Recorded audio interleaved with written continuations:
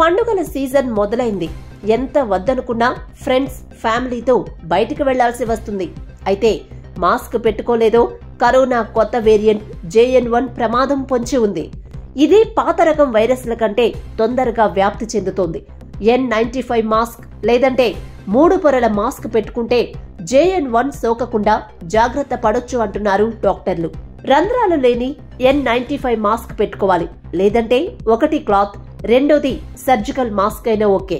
Cloth mask వాడేవాళ్లు వాటిని వాడిన ప్రతిసారి ఉతకాలి. మన ఇంట్లో వాళ్లే కదా అని ఒకరి మాస్క్ మరొకరు పెట్టుకోవద్దు.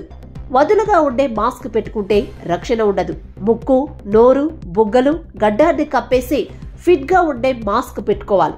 ఇంత పగడ్బందీగా మాస్క్ పెట్టుకుంటే శ్వాస తీసుకోవడం కష్టమంటున్నారా?